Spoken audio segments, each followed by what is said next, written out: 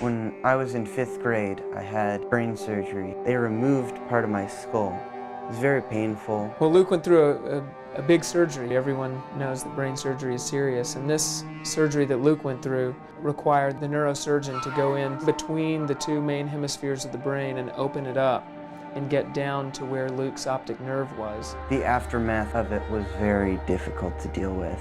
I had 50 staples in my head that they had to take out of my head. It was very, very scary. After Luke's surgery, his vision was stable for a while, but then he began to develop tumors on the sheath around the optic nerve. I started losing my vision again, and that was probably the worst part. I first met Luke at a wrestling meet, and I just looked over and wow, he's pretty good. And then I realized he was blind. I was like, whoa, that's just amazing. My varsity wrestlers never wanted to wrestle against Luke because he would always give 100%, and sometimes they wanted to slack off, but Luke pushed him to the limit. Luke was the first one in the practice and definitely was the last one to leave. I played music a lot to overcome my disability. Luke has to use his ears to learn everything, and so his ear is extraordinarily developed. I don't think he's interested in the trappings of being a rock star, of, being famous on MTV or something. It's more about the joy of playing with other musicians and the magic that happens when you're conversing in that language. I go to school for normally sighted people. Luke is absolutely one of the most remarkable students that I've ever had.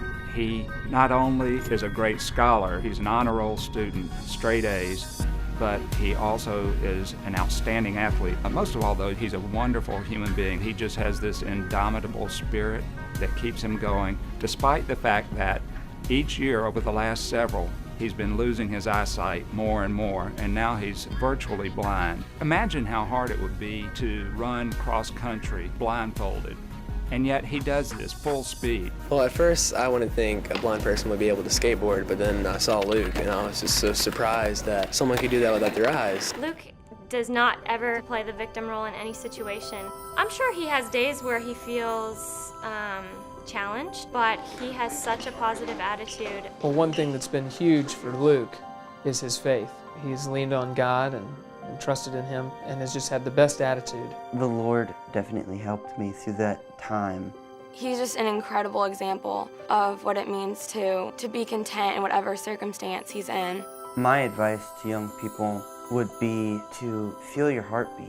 I felt my heartbeat and realized that God wanted me to be alive and do something with my life. And I was just thinking, why would God put me through something like this? I realized that He had a special plan for me, so I work as hard as I possibly can in order to fulfill what God has for me. Subscribe to our channel, The Real Winning Edge, now on YouTube. You can see more inspirational videos like this.